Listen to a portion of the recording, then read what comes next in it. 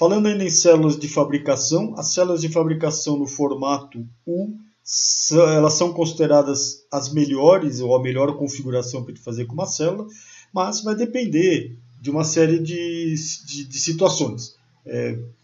Tipos e volumes de máquinas que nós temos, a própria preparação do galpão, então nem sempre a gente vai conseguir fazer desta forma. Por que a célula em U é considerada a mais proveitosa, que tem menos perda? Porque eu posso ter no mesmo corredor a entrada e saída de materiais. Então aqui eu consigo facilmente deslocar o material para trazer para a célula, e também quando for recolher o produto pronto, tenho lá o mesmo corredor para fazer essa retirada dos produtos. E a lógica aqui seria, entrou material, aí eu tenho lá minhas máquinas dispostas aí num formato em U, mas como eu disse, essa é considerada a melhor, mas não quer dizer que é a única, e a gente vai fazer aquela que dá para a gente fazer e aquela que é melhor para fazer conforme o nosso caso, né?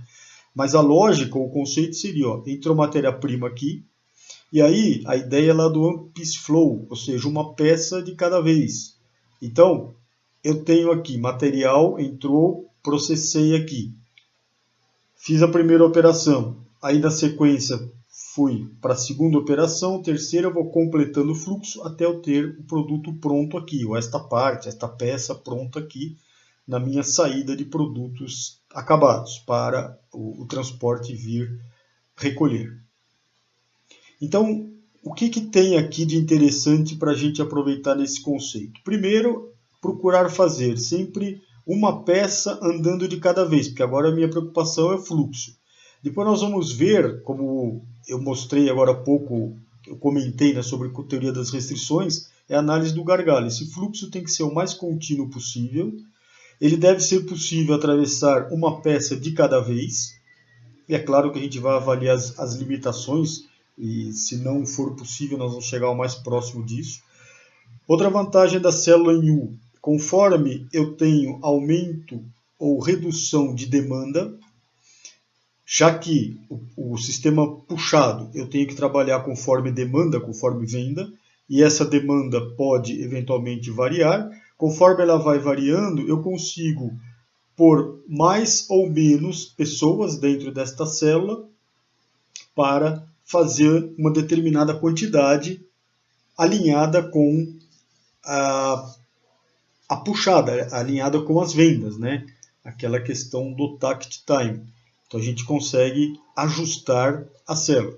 Se a célula tem que andar mais devagar porque a demanda caiu, eu posso trabalhar com menos pessoas. Quando a demanda aumenta e eu preciso produzir mais, basta colocar mais pessoas aqui e a gente consegue produzir mais. Esse é o conceito. Claro que para a gente calcular tudo isso tem uma série de detalhes, mas no conceito mais amplo, mais macro, essa é a ideia da célula, e principalmente aqui da célula em U.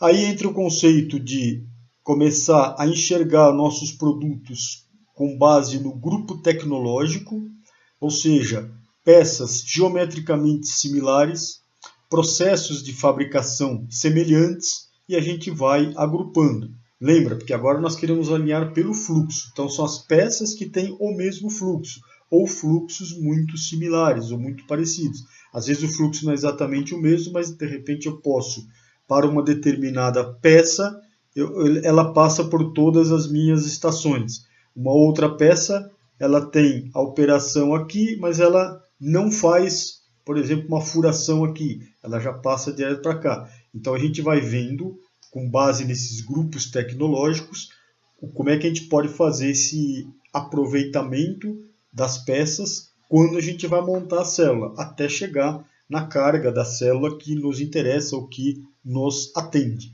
A gente trabalha com esses conceitos. As células em U, como eu disse, é considerada de melhor rendimento, mas não necessariamente preciso trabalhar com elas. Às vezes a gente trabalha com linhas e outros formatos aí de células. Aqui tem um exemplo de uma célula em U, e aí a gente tem que ver como ela funciona melhor. Sempre com as referências, né, de produtividade, de aproveitamento dos equipamentos, dos recursos, As pessoas também não podem trabalhar de uma forma muito acelerada para que mantenham ao longo do tempo, ao longo do dia, o mesmo nível de produtividade e principalmente qualidade.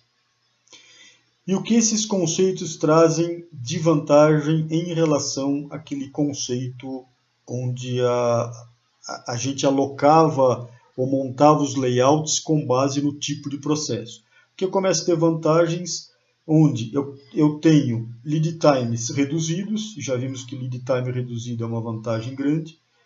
Inventários, né, estoques reduzidos, porque se eu estou caminhando de uma peça de cada vez, passando na minha célula, eu não preciso ter aqueles estoques intermediários, como era no caso da orientação pelos processos. A área necessária para a célula é reduzida, em geral, as áreas onde eu agrupo por processos. A qualidade é melhorada, porque com essa história de uma peça de cada vez, One Piece Flow, fica mais fácil identificar algum tipo de problema. Quando temos o problema, facilmente a gente consegue identificar, parar a produção, corrigir o problema e voltar a produzir. Então a gente vai deixar de gerar refúgio, retrabalho, coisas desse tipo. Os investimentos também são reduzidos, porque está tudo mais próximo, a gente aproveita muito o equipamento que já tem, não precisamos investir em equipamentos de movimentação e tem aí uma série de vantagens que podemos garantir. A performance da mão de obra também acaba sendo melhor aproveitado, a gente acaba tendo mais produtividade e cansando menos as pessoas, e também isso vai ter ou vai nos trazer uma flexibilidade da mão de obra. Aquele exemplo que eu falei, quando cai a demanda eu tiro pessoas, quando aumenta a demanda eu coloco mais pessoas. Para isso eu preciso ter pessoas preparadas para trabalhar em qualquer um desses postos, né? Então aí a gente começa a ter uma flexibilidade maior da mão de obra. Então são algumas vantagens que a gente tem quando começa a trabalhar com esses conceitos de células de fabricação ou manufatura celular.